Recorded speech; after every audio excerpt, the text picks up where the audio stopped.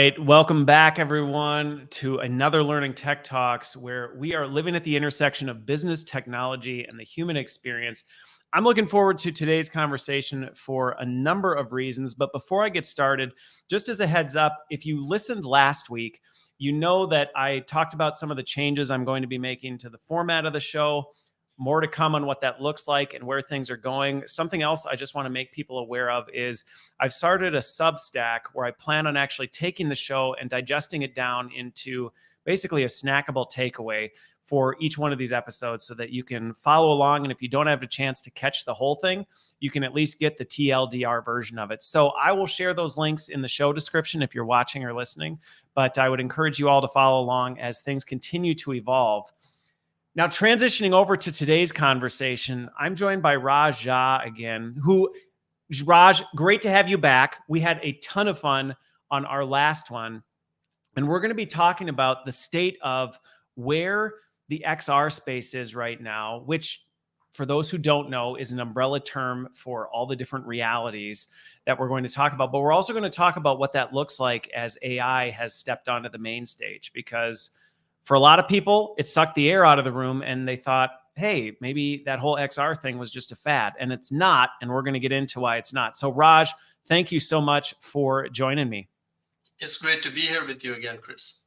Yeah, well, we're going to have fun just like we did last time. But for those who don't know who you are and maybe didn't catch the first episode with you and I, little bit of background into you and how you ended up, like, why did you end up getting into the XR space?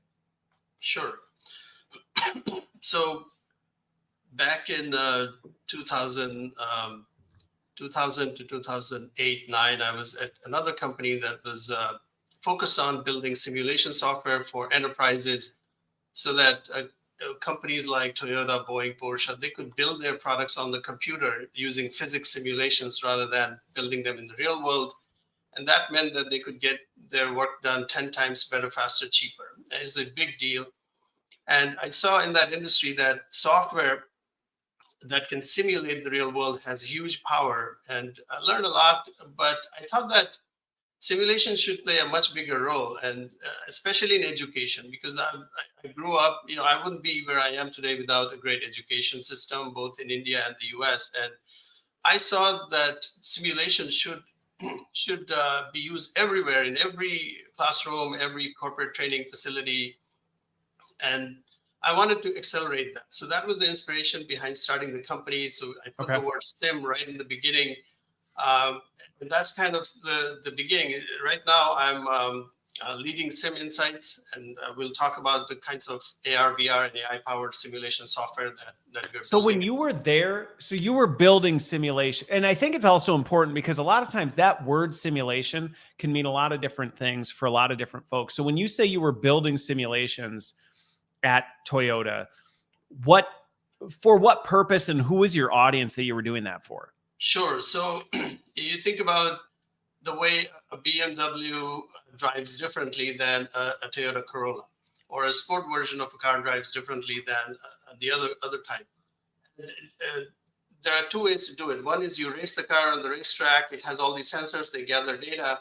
And the other way is that you run a simulation of that car on the computer, and the computer gives you all the graphs. And what I was doing is working on products that would enable you to simulate, and from the simulation you would get 10,000 line graphs, and you compare those with the experimental line graphs, and they'll all be line on line, and tough customers will make you sweat if there was a 5% difference between the simulation results and the experimental results. That was my life for many, many years. Okay. So a lot of it really boiled down to, because I mean, again, and this is whether you're talking about vehicles or people, testing things out in real life can be extremely resource intensive and not terribly scalable. I mean, the example you just gave right there of, hey, we just made this slight change to a vehicle. Let's see how it impacts the overall performance. You can do that, but to do that over and over and over would just run you into the dirt. So the goal at that point was really to focus on how do we create computer models and simulations to actually be able to see how these things play out in the digital world to get the data without having to scale that up. Yeah. What made you go for it? Do it with fidelity, because that matching between the simulation and the reality, that's the fidelity part. So on that topic, and I'm really curious because now we'll stick to the technical, right? Let's stick to the car analogy. But I do see this happen sometimes in conversations around when it comes to people. I'm curious the delta between what you can design in a computer simulated model versus reality. What is the accuracy between the two? Because I think sometimes there's a perception that, well, you just can't quite simulate things as well as you can in reality. And we'll get to the human side of that. But in doing this for vehicles, how close could you get? You could get within 5-10%. And if you are so some simulations run only for a second or half a second, and some simulations run for hours. So that depends on whether you are talking about a crash event, or you're talking about a durability event where you drive the car for miles and miles and miles and see what breaks. But and how much of the difference you can tolerate, it depends on the use case. So in some use cases, you got to have within 5%. In other use cases, 10% is close enough, because the simulation gives you a design direction, like are you heading in the right direction or not? Yeah. Sole purpose isn't to match reality to like the 1,000th decimal place, right? Well, and I think that's an important distinction with this, because when we talk about simulation or how these kinds of technologies can impact things, it's not necessarily, it isn't designed to replace the real thing.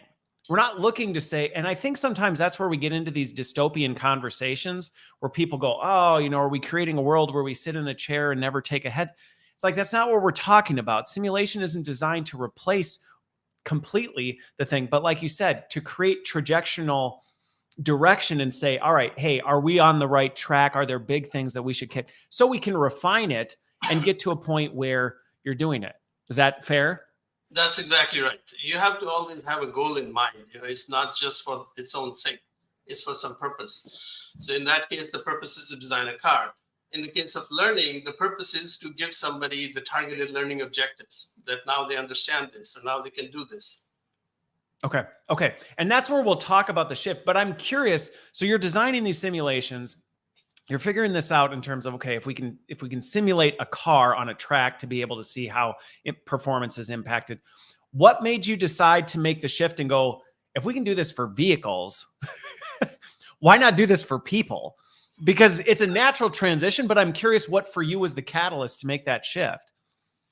Yeah, it's actually very uncommon. So out of all my colleagues from that industry, I'm the only one who has made the shift.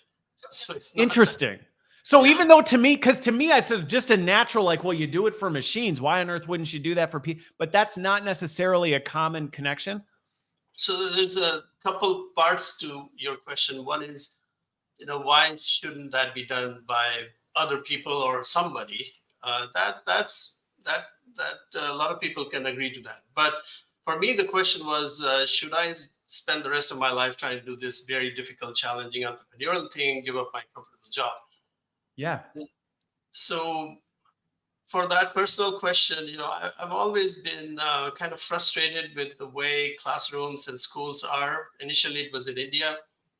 We had a very nice private school, but it didn't have labs, and it didn't have any of the things that you would expect to find in labs. And I remember in 7th or 8th grade, I made a big deal about it. I wrote a letter, got everybody to sign it.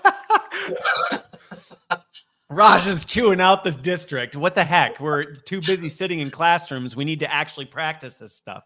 Yeah. And then I came to US, and it was vastly better, but still had a lot of room for improvement.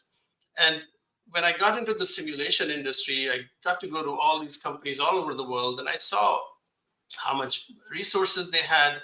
And I realized that, wait a second, all these car companies, plane companies, what they're really doing with our software is learning. That was the moment when... That's essentially what they're doing. I mean, that's exactly what you're doing. Yeah. It's just that they're learning about their own products, but it just kind of validated that. So this technology wants to be used for learning, but the way everything is set up, it's just not being used. And so I thought I could make a difference. And that was the spark that got me to make the change. Okay. So you made the jump. So let's talk about what that, because when was that when you made the switch? This is 2000 what? 2009. 2009. 2009. Okay.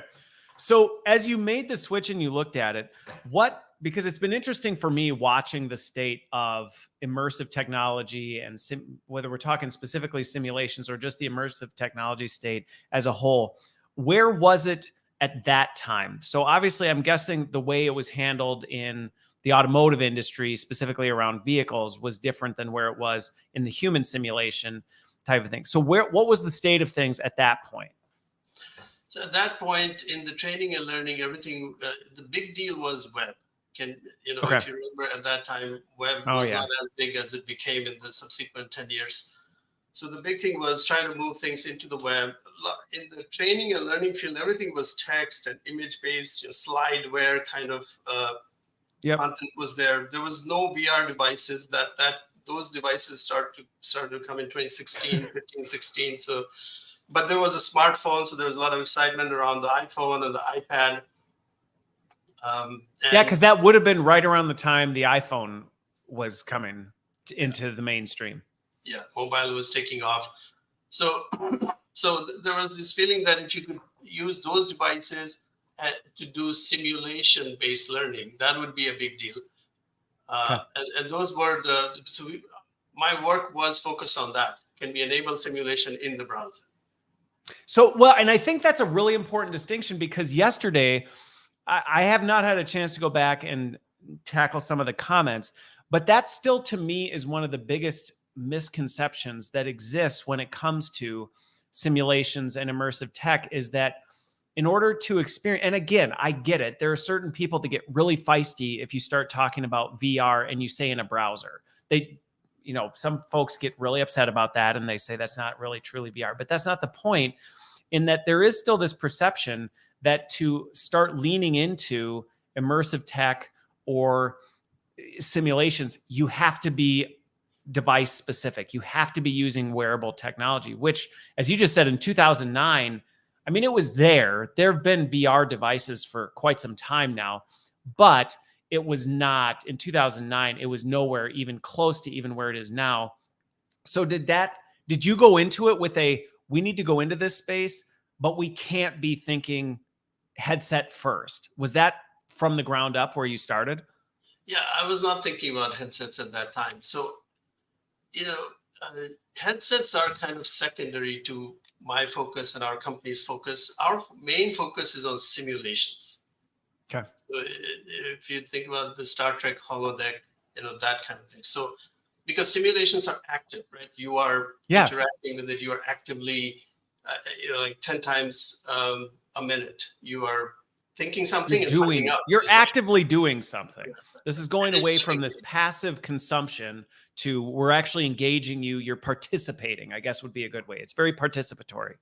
Yeah. So simulation is our main focus. And then the best way, I think, to experience a simulation is to go into VR, learning simulations, because then you get the full experience, as real as you're walking into it rather than looking at it on a screen. So. Yep. Okay. But at that time, because that's where I'm curious, just from a trajectory standpoint, because with this work you did in the automotive space, were you using full immersive tech in that, or was it more desktop, mobile-based simulation? I'm curious, I'm still putting the pieces together for you on that one. So in the industry, there was something called a CAVE, which is an acronym for virtual environments. Basically, you take a big room and you have a lot of projectors and motion tracking devices, and you walk into the room, you put on those glasses, and so that's the flavor of VR that was there. And if you surveyed, you would find that probably less than 1% or less than 0.1% of the time, simulation was being done inside of that environment, and all the other time it was on a workstation. No mobile, because these simulations are very compute intensive, so you had to have a Unix machine or a powerful workstation. Well, and the mobile devices of 2009 were not, of the early 2000s, were not what we have today, not even close. I think my Apple Watch is probably more powerful than most of the smartphones of the early 2000s. Yes. Okay. Yeah. Okay. So then how did you see that start to change? Because I think it's interesting as I lean into some of this, how things have been evolving because it's been changing. And this is where some of these things that seem like new trends aren't really all that new, but they've been evolving along the way. So as you were progressing into this, you obviously leaned into this whole thing of going, we can do this for people, which I think is a really important capability. Because going back to what we're talking about, again, not getting into the whole learning styles discussion or debate, but really anybody would agree universally that we learn by doing. We don't learn by simply consuming information. We learn by actually doing this. So how did that progress, or where were some of the stages as that moved forward, as you said, you know what, we need to start doing this? You know, what does a simulation look like in 2009 versus today? Yeah. So initially, I thought that the best subject to focus on would be physics, because it's a subject that Interesting. I enjoyed. It's a subject that vast numbers of people struggle with, and it requires you to interact. At least like you do thought experiments. There's lots of stories of how great physicists did thought experiments, including Einstein, and that's how they figured something out. So we started out with targeting the force and motion and electrical concepts at the high school level and early college level. So those were very simple simulations, some particles flying around, force vectors being visualized, and it was just Okay. very abstract. And it was working, but then I found out the difficulties of doing business with school districts is just a very difficult market to launch a product into. Yeah, You have tapping into the traditional education market, at least K-12 academic, is not an easy industry to break into, especially something as outside the box right. as simulations Yeah, so we didn't get anywhere for and first. physics of all things. I'm It's the worst possible so topic you can ever pick because it is the smallest market of anything in K-12. yeah, I was gonna say so. So there was an adventure. Yeah, that was a lesson in the School of Hard Knocks right there. Because again, going back to the opportunity is huge in my opinion, and I think we haven't even scratched the surface on where this is going. But physics in K-12 is a pretty specific niche to try and experiment with it. But hey, I'm sure you learned some things along the way. I learned a lot. What I learned is that I really cared about what I was doing and didn't really care so much about building a successful business. That was the Yeah. hardest lesson. Well, and I think sometimes that's where passion and things we love can get in the way of what is actually needed, or what will the market hold. Okay. So you went down the physics path and you went, this isn't going to work. Cause I was going to say, now we're talking corporate, things like that. So obviously there was a change in trajectory for you from K-12 physics for simulation into where you are today. Yeah, so I focused back on enterprise because we had to survive, and enterprise was a market that I understood. I'd spent 10 years in that market, so we Yeah. started to get customers and get projects, and then we kind of went like that through all the way till 2016 when the VR devices came to the Okay. market. And by then I had all this experience that K-12 has these challenges, and in the corporate training, we had learned a lot about corporate training as well, procedural training like in manufacturing and healthcare. And so we were able to I could see that VR was the technology that was needed to really have impact in training the workforce.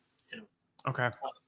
Because what I had seen in the physics in the browser, it was too abstract. That was the most frequent complaint, is that students cannot cannot abstract a human body with a particle, or a car with a particle. That abstraction is a big challenge for them. Now, in a lot of workforce training, it's very concrete. You just have to. So the best way to train for those settings is just take somebody to the factory floor or to the operating room. But that has obvious problems, very obvious issues of safety and cost and all that. Well, and I think this goes back to, sometimes I hear, and I think it's a fair it's a fair critique of sometimes trying to digitize everything. Now, I know earlier on we talked about the fact that the goal of simulation is not to replace or eliminate the need to actually do stuff. Like, no, absolutely not.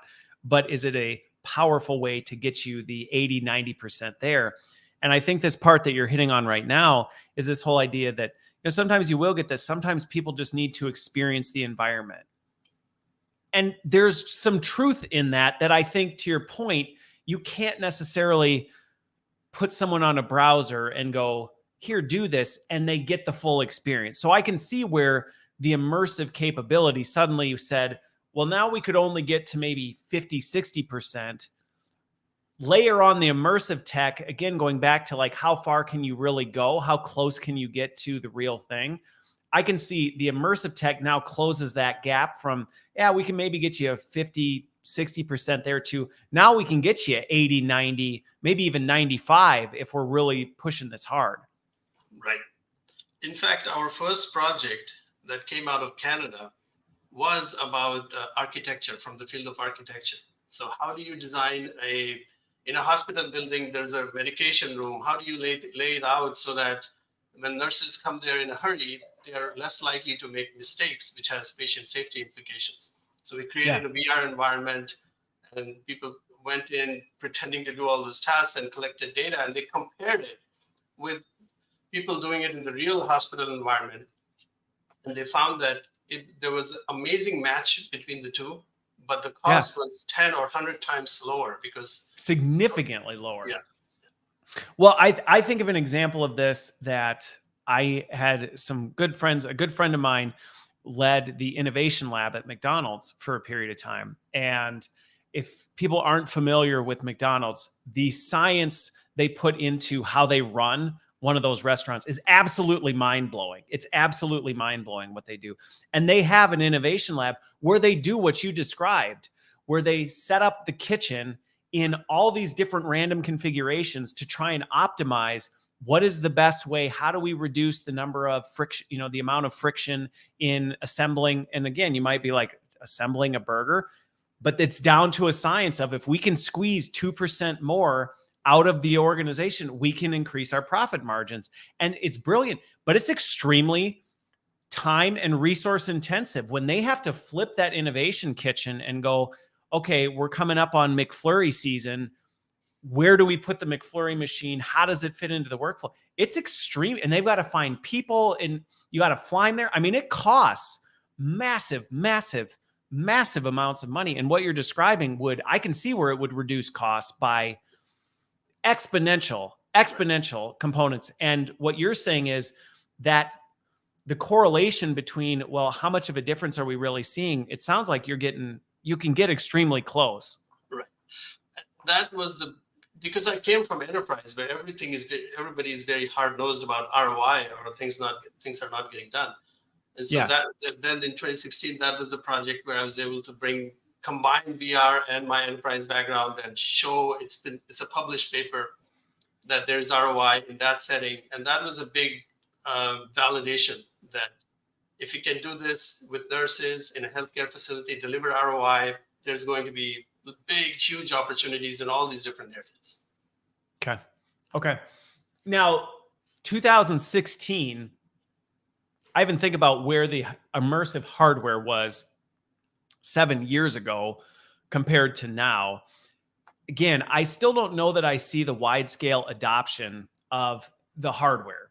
And I get it. To me, it's still in its awkward tweenage years a little bit. It's getting better.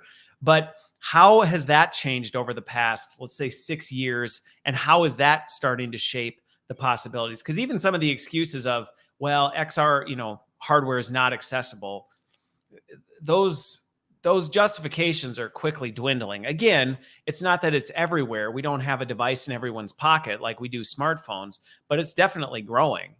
Right. So in 2016, there were three main devices. One was the HTC Vive, which was a tethered device. You needed a PC and VR headset. It was big and heavy, but it was very good, very immersive. And then you had the HoloLens. So HTC Vive would probably cost you about $2,000 with the PC and the headset, everything. Then you have the HoloLens, $3,500 mixed reality device. It worked great in many ways, but had a lot of challenges. So these are the high-end devices, the high-end VR device, high-end MR device. And then you have the low-end devices like the Google Cardboard that can take in a phone or yeah, I remember when that came out. It was a big deal. Everybody, you could get a little piece of cardboard and slap your smartphone in it, and everybody had the possibility of having a VR device. Right. Or you had the Samsung device. Samsung had a similar thing. And then you probably had the Oculus Go maybe a couple of years after that, which were very inexpensive, but not really a good VR experience. So you had this. This was the setting at that time.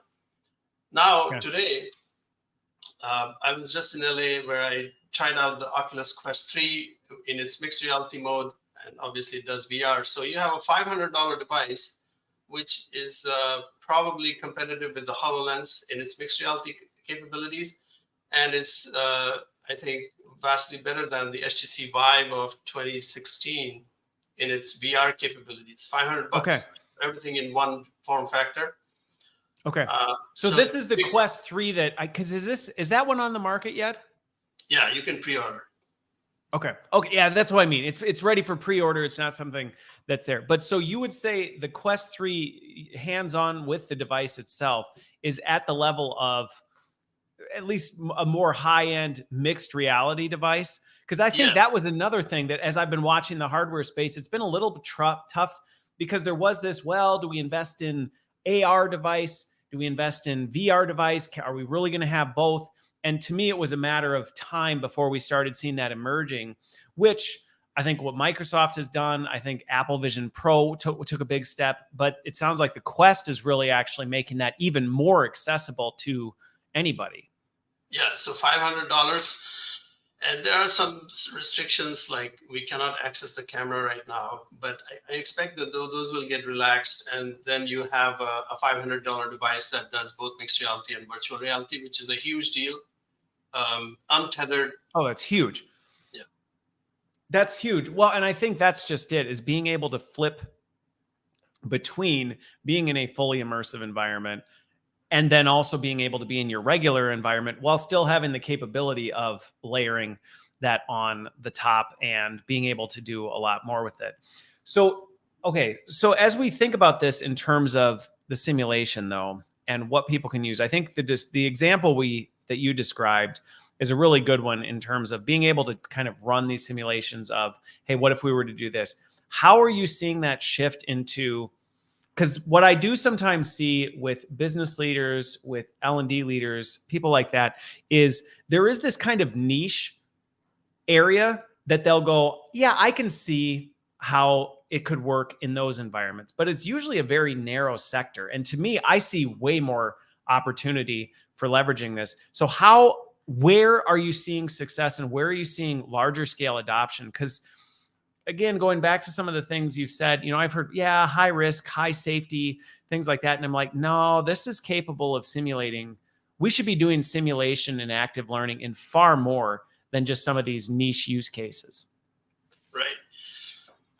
I think that, I've had some interactions with people at large companies, and they're like typical overserved people. They're not hungry to try out new things, and they're very relationship focused. And I think that's not a good thing to accelerate innovation. I have a very different experience when I work with smaller organizations that really have a need. They're very constrained for budget. The traditional methods are just not working for them. They really have a problem.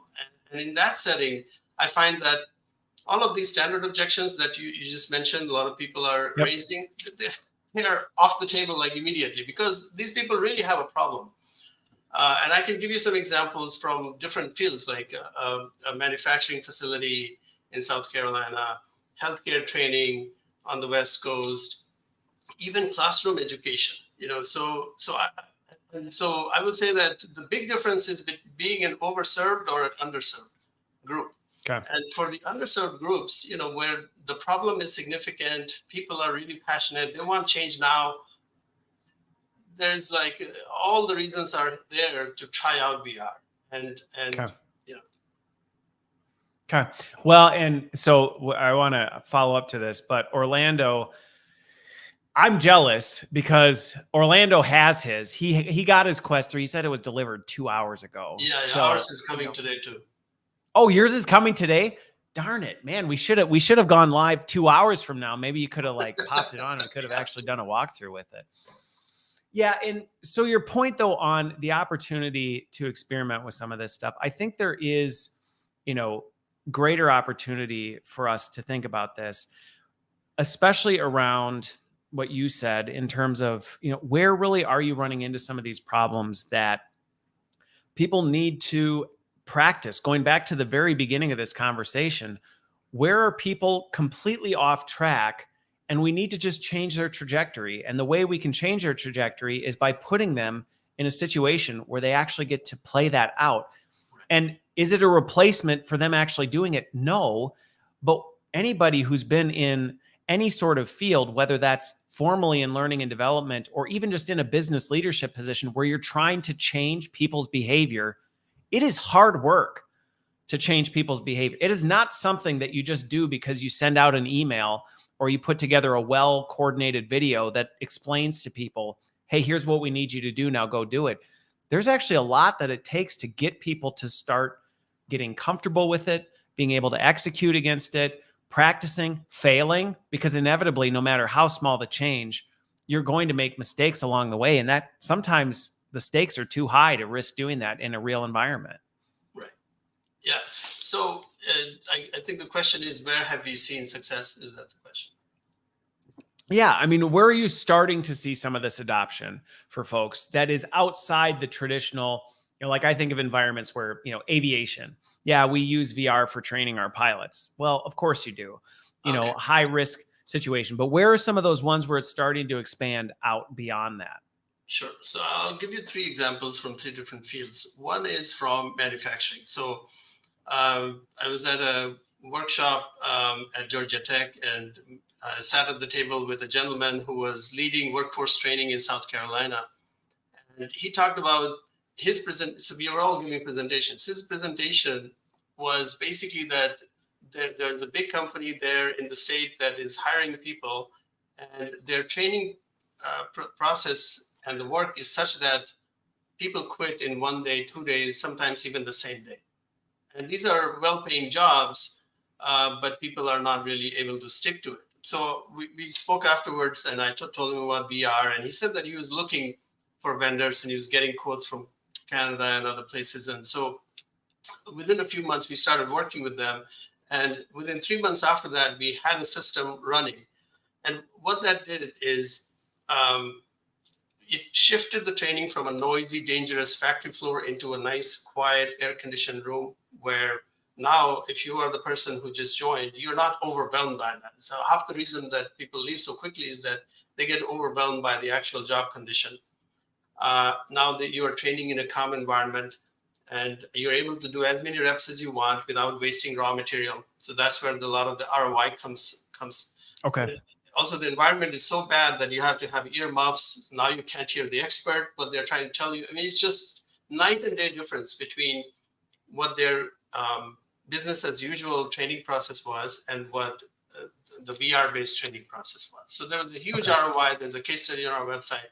So that's a manufacturing example. And there's now with that example, were they going all in from an immersive standpoint with the wearable devices as well? Yeah. Okay. Yeah. They had a VR headset. They also had a tool in their hand which had a tracker attached to it, so to build the muscle memory, because the tool is like 10, 15 pounds. So that's one example for manufacturing. And we have so many conversations going on in manufacturing, all kinds of manufacturers. So that's one category. Then the other one is in healthcare. So we had a healthcare client that was under a lot of pressure to roll out a new training, which had to do with soft skills, what to say, what not to say. And they really wanted to use AI, the conversational AI. They didn't want the traditional click on this button kind of thing. They didn't have faith in that. Yeah, so, the really bad simulation where it's choose the most obvious answer because the other 3 are not even close type of a thing. So they wanted a 3D simulation. They wanted conversational AI, so that the system could understand what they're saying, what the user is saying, LMS integration, and it should all run in a browser because they couldn't buy so many headsets. Okay. So So for them, for them, it was starting outside of, the actual full immersive environment. right, because they had to roll it out to 1,000+ people in a remote setting. So that was so what they really liked about our approach is that, yes, today you can do it in browser, but tomorrow when you have headsets, all the same content, we'll guarantee it works in the headsets. So they like that. So that's the second example. And then the third one is from K-12. So after we found our footing in the enterprise and we are doing well. You came full circle? So we connected with a school superintendent at a conference, and he talked about the problem of career exploration. So you have a lot of young people who are first generation, in any career. And for them, there's a lot of psychological barriers that keep them from being able to imagine that they can do this job, right? So and if you take them on field trips and stuff, that you do that once a semester or once a year, and it's not enough of an exposure that somebody can change their mindset and see themselves in a new role. So he was convinced that VR is the way to go, but he was looking at proposals from other companies that were just very, to us, looked very expensive. And I still have the memories of early days of doing physics. So what I said to the team is, we came so far with the no-code platform, but we need to really take another step and build a lot of content using our own tool. Otherwise, we're not going to have the kind of impact in the community. And so we said to the superintendent that, what if we build 10 of them in a month? And he said, wait, that's not possible because the other company is going to come to me next year. So we built 10 a month for 3 months. And now we have 30, 40 simulations and they're super happy. And we gave it a new product name. And so we think that, bringing the world of enterprise and the world of classroom, VR can bring these two worlds together in a way that is impossible to do in any other way. Well, and so one of the things that you hit on that I want to reinforce, and then I want to also talk about how AI is changing some of this stuff, is the fact that the future focused lens on immersive tech of, you may be in a situation where you need to get started with a browser based, and that's totally reasonable. I think there's a lot of people I know that I encounter, businesses, learning leaders, who are going, we aren't yet at a point where we have the infrastructure or the comfort with the hardware. Going full immersive is not where we are today. And that's okay. And I think sometimes that's an artificial barrier people see is, oh, well, we can't do that, so we can't participate in any of this. And that's just not true.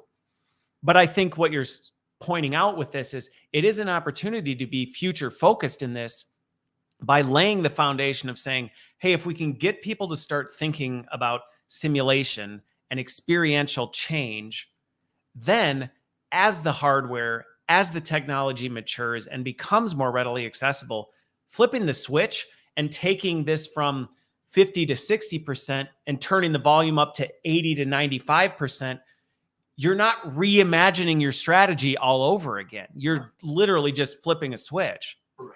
Yeah, exactly. Okay. And so then the other one, which quick flip back, and then we'll jump to this next piece. But what's interesting about that was, I think about this from my experience at GE, when before the pandemic, there was a lot of effort. I was driving hard to say we should think about hybrid experience, which I've been driving that since before it was a popular trend. But it was really about saying it shouldn't really matter where people are. We should be able to reach them wherever they are. And by designing that way, you can flip the switch between, well, if people happen to be in proximity to each other, you do it this way. If they don't, you just run it like this.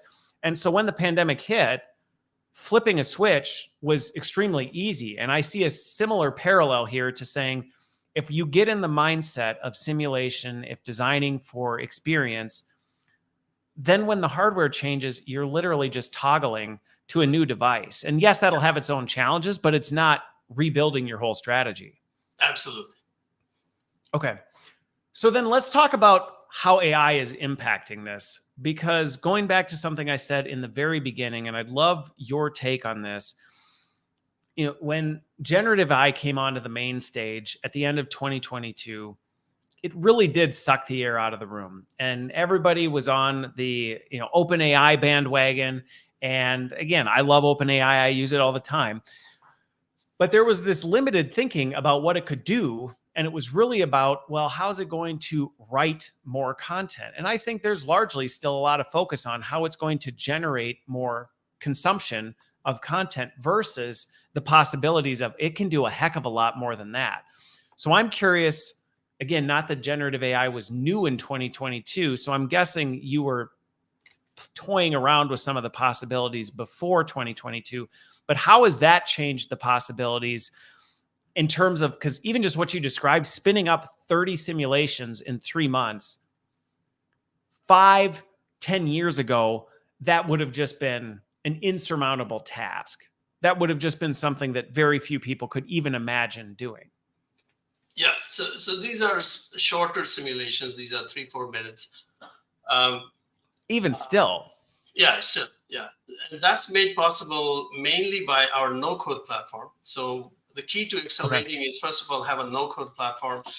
Then you can use generative AI to even further speed that up. So, but before I go into that, let me answer the question about like, how does this change things? So the baseline, I'll go back to 2017. So when we first started, when we are playing with these devices, VR AR devices, and trying to just kind of imagine the future, what I saw was that in all my learning experiences, I was never fully alone. There was always a teacher or a classmate or two. Yep.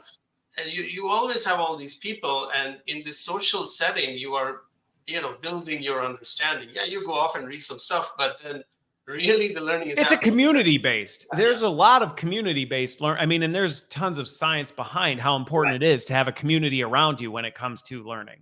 Right. So I saw that having AI agents was a fundamental piece of immersive learning, because if you require actual people, you haven't fully digitized, right? You fully digitize when you say, I don't need the facility, I don't need the equipment, and I also don't need the expert, or at least I don't need the expert around me all the time, 100%, right? So that you free up the expert to help more other students, right? So that was the main reason why we started playing with conversational AI back in 2017. So AWS and Google had some basic services for low-level stuff like speech recognition and text-to-speech. And then we were trying to have our own kind of brain, and that was very challenging. So when we saw GPT-3 come and 3.5 and 4, it was just it's like we were handed this dream tool that we ourselves could never build. It was so challenging, but now we had it. And everything around it was already pre-baked in our mind. Like we knew that we were going to use this technology to instantiate a role play helper with you, right? Or a teacher or a coach. Or almost a coach. In some ways, almost a digital coach to be there alongside you along the way. Yeah. So what we did is we took the no-code platform and we added functionality in it so that now the content creator author can just imagine, I want an AI agent for this role or that role or the other role. And under the hood, we take care of all the integration with GPT-4, which is the version we use. And that's been really exciting, because the dream that I had back in 2017 can now be realized thanks to this amazing technology that we have. Yeah. And we have a lot of videos on our website. Well, and it's interesting because I think back to, it was probably 17, 18 and coming into like 19 and 20, where I was toying with some of these conversational AI capabilities. And to your point, I have to imagine it just changed the game with things, because when you were playing with these in their earlier days, they weren't super fast. They weren't quick to respond. They took a bit to process what you said, and it felt a little bit clunky. And I know that there were some immersive experiences that I went through that they had tried to start attaching some of this stuff. And I thought it was fair feedback when people poked it apart a little bit and went, that wasn't terribly, it wasn't a great experience. And it was like, well, no, it wasn't, because that's where the technology is. And it takes a while for it to really understand what you're doing. And it's not terribly mature, and it doesn't have the large language model behind it to just move it at the pace and accuracy you want it to. But as these GPT models started advancing so quickly, my initial thought was, holy moly, we're going to be able to augment these digital experiences with not necessarily replacing humans, but augmenting them with a digital version, an assistant who can actually accelerate and make this feel far more realistic. There's a huge problem of teacher shortage. Yes. And there still is. I mean, to be honest, there still is. This is a huge gap. And it's very industry specific. So when I talk to people in the electric vehicle industry, it is an unbelievable crunch because you don't have enough people who know how to repair these vehicles. And like if you get in a collision with your electric vehicle, fixing that is very different than fixing the car 10 years ago, the gas engine car. Different safety risks and so on. Same thing. Well, and that's an important clarification, that when you say there's a teacher shortage, people who watch or listen to this may automatically think just specifically like K-12 teacher. No. That's not what we're saying. We're saying subject matter expertise. There's a shortage in that. I mean, and that hits all industries, all roles across the board. There's a lack of people who actually can take that knowledge and that experience and say, let me actually coach and develop somebody to do whatever that is. Yeah. And then in manufacturing, we often hear about skills gap. So you have the one generation of workers retiring really fast and another generation. Yep. Yeah, the gray tsunami is crushing some industries. So there's that shortage. Then you have the chips, semiconductor industry that is coming back to US. How are you going to grow an entire workforce that fast? That's the challenge. And then in K-12, so I was in New York City speaking with some of the school administrators, and I was shocked to hear projections like, oh, the public school system in the US could collapse in 5 to 10 years. I was like, oh, wait a second, repeat that to me. And my kids go to public school. And they explained this dynamic, this kind of vicious circle spiraling that we don't want to get into it because I'm not sure I can do a good job of explaining that. But it was real enough that I remembered the feeling. I was like, oh my God, these are respected leaders in that industry.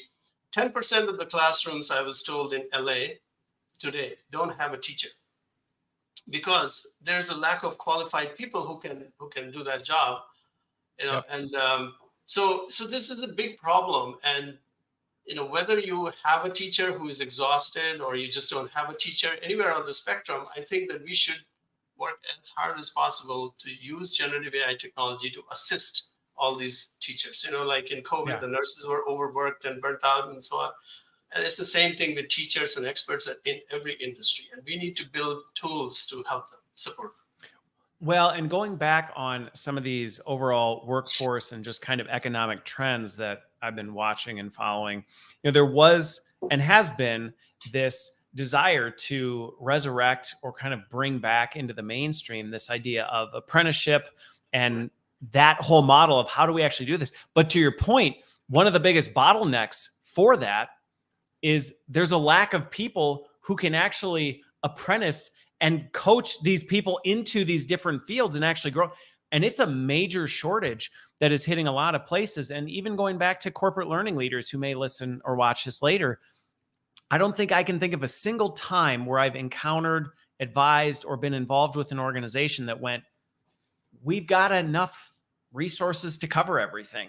We literally are nailing it. All our skills, we've got enough people to coach people. We've got enough resources to develop the environments. There just isn't enough. And I think sometimes it's important to remember that, because this is where that scarcity mindset can creep in and go, I'm scared of where this is going because will there be enough left for me to be involved? I hear AI assistant and I think, does that mean my job goes with it?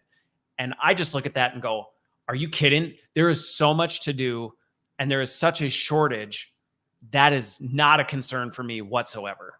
Yeah, the focus, we try to focus, in any situation, you can focus on so many different things and you'll get the result depending on where you focus. In this case, the focus should be on the kids and on the workforce. If we don't invest in building better tools for them, we are really doing a disservice. So that's where the focus is. We are. So on that topic, though, because I want to talk about the accessibility of this, and I want to make sure I leave enough time for us to talk about some actionable steps that people can think about with this, because hopefully anybody who's listening or watching and thinks, I don't think this is really that big of a deal, or this isn't that important, or this isn't really an opportunity, hopefully you've changed your mind at least a little bit. We got some work to do. And if you don't follow up with me, I'm happy to have a deeper conversation on it. But I also want to talk about the accessibility of this, because to me, we talked about this backstage, but this is a huge component where some of the things we've talked about, I don't know that I've ever encountered anybody that says this opportunity for experiential learning, this opportunity to develop, get a chance to hands-on practice, do this. I don't know anybody who goes, I don't agree with that. I don't think that's a good thing. Unfortunately, it's often been very inaccessible for most people. And to me, this is a huge area where what we're talking about now, not only is it addressing the gap of, well, there's just not enough people to coach, teach, and develop these people, but furthermore, it's not accessible to the masses using analog or traditional methods, where this is. Right. Yeah. So equity and access are probably the number one value that are driving our work. We do the engineering and we take joy in that, but what is it for? Like, why is it meaningful? The meaning comes from equity and access. And so we work very hard to keep the prices as low as possible. So of course we have to pay Amazon and we have to pay salaries, but we're trying our best to make sure that our product is so affordable that people, anybody can buy it. To put it very simply, we can see back to the K-12 example. So they had a proposal from another company that was charging $5,000 for 1 year for their software to run on one VR headset. So you have a $300 device and a $5,000 software that powers that device for 1 year. And that's not a price point that is accessible to all the school districts given their budgets and so on. And this was the thought. Like, remember back in India when I was in a private school, but there was no lab and there was no equipment in it. And it's something that I think that digitization can make a difference there. Now every kid can have, a lab that has $10 million worth of equipment in digital form. Every tool, every device is there. And such a software can be made available for nothing, almost nothing, to every kid in the world. So other companies like Meta have brought the hardware price down, amazing piece of hardware, very low. And we are doing the part of bringing the content price down. But besides price, there are other things to accessibility. Like, what if somebody wears glasses and the frame is too big? Well, there's the web version for that, right? So we take care of that. So we have to work on accessibility at every level, and that's the way to make sure that we have the impact. Okay. Well, and I think this goes back to that omni-use capability of what we talked about here, which is you can have this now be, I think back to the days when you used to have to go, are we designing this for desktop or mobile? And that used to be a thing you actually had to drive requirements for to determine, well, are we going to have resources to do both? Which one do we prioritize? And now with responsive design, responsive technology, you don't have to think about that. You just design once and it flips for all of that. And I think that's a huge advancement for the accessibility conversation of, you know what, if somebody is not comfortable in a headset, that doesn't have to be a barrier to it. Where I know some platforms and some technologies I've explored, they are very hardware dependent, and that can be a huge limiting factor. And I agree that's something that you have to watch for. So as we come into the home stretch, I want to spend the last couple minutes here for folks who may be thinking about this, because one of the things that I think is really exciting about this is you may be in an organization where you are nowhere near, in your mind, you're nowhere near this because you think you're so far behind. But what's exciting to me about where the technology is today is the fact that in many regards, you can almost leapfrog some of the things that you used to. It's not this linear process of, well, before we get to simulation or immersive learning, we have to do all this other stuff. It's like, well, no, you actually might be able to just jump straight to it. What are some actionable things that people can do to get started with? Where do people get started? Where do you recommend people get started with this kind of thinking? So specifically in our case, the simplest thing is to get in touch with us.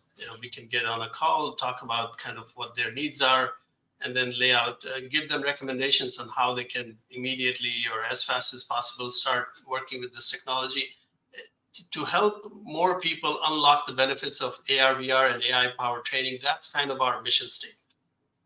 But there are other companies also. A lot of companies do VR, AR training, and reaching out to any of them and starting conversations is good.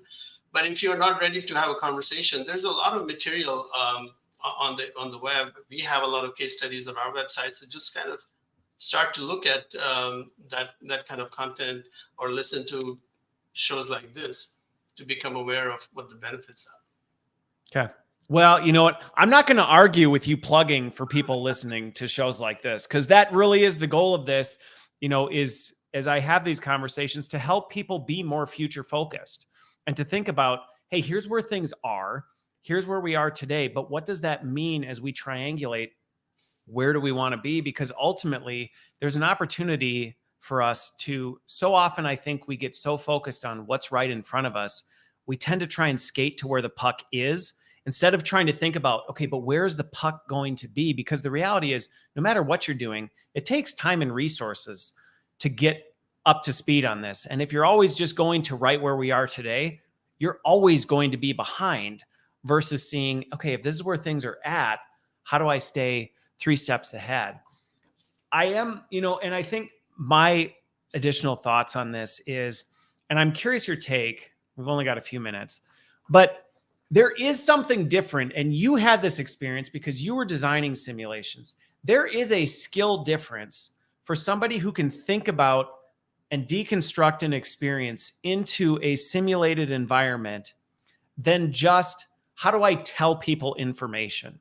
And I do think that there is a bridge that people have to cross to be able to say, how do you actually deconstruct an experience? And instead of just going, I'm just going to give you a bunch of information, to actually do the hard work of thinking about, well, what really goes into that? What are the environmental factors? What are the measurement things that I should be looking for to see, was this effective or did we drive the right change?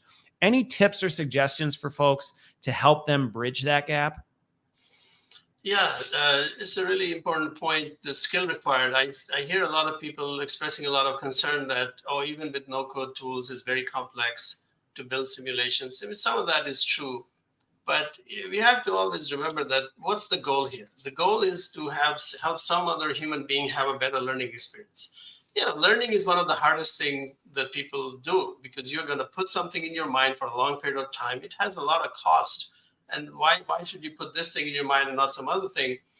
And so because but it can change somebody's life, right? So we have to be willing to take on a little bit of effort and learn some new tools if we really care about the kind of experience that people have. There's no getting away from that. Now, in our company, we have been working very hard for 6 years to make it easier and easier and easier and easier. And we also look at other companies making similar tools, big companies with tens of billions of dollars worth of market cap. Nobody has got it to the point where it is as easy to make an immersive interactive experience as it is to write a Word document or a PowerPoint slide, or even an articulate storyline. That problem is still open, but it is vastly easier today. So we have a training class called XR 101, where you come and by the end of the first hour, you have made your first AI-powered VR experience. You're looking at the VR experience. You can email it to anybody. So as an engineer, I know that we have a long way to go to make it easier and easier. But it's a little difficult. That also means job security because in 3-4 years, you can just tell generative AI. Well, that's the thing, to your point. And I think that's a really good point. Because this is, again, is there a different skill set? Yes. And my take on this when I've coached people on this is it's about learning how to ask really good questions and deconstruct work and actually really get a deep understanding of what really is going on here that we're trying to impact. And that takes practice and skill. And to your point, but that's job security. And getting good at that and being able to say, hey, we have this problem, and being that person who can lean into that and go, help me understand. what is happening and who can learn about that environment and see the human factors and see the environmental factors, and then say, I think I know how we can recreate this in a way, figure out what the most important variables are, and we can actually show and help people move along that trajectory. To your point, that is job security, even in an AI age. I mean, forget AI. Out of AI, it's job security. You stack AI on top of it, that kind of interaction, that kind of work, that's deep, higher order work that will future-proof you as a professional. Absolutely. Very well said. Okay. Well, with that, I could keep going on this for a very long time. For anybody who has made it this far, if you're watching and listening, again, I would encourage you to sign up for my Substack, where I'll be sharing the digestible version of this, but I'd also encourage you to check the live replay of the whole thing, because we hit on a lot of really good stuff. Raj, I'm so glad I had you back. It was awesome to be able to dig into the immersive tech and simulation space. Again, I feel like I've had too much of a break from that space and I've missed it. So thank you for being here and sharing where things are and where we can anticipate being in the coming years. Thank you so much for this opportunity. Always great to talk with you, Chris. All right. Have a great one. Thanks, everybody, for your time. Thanks for listening and watching, and we will see you next week.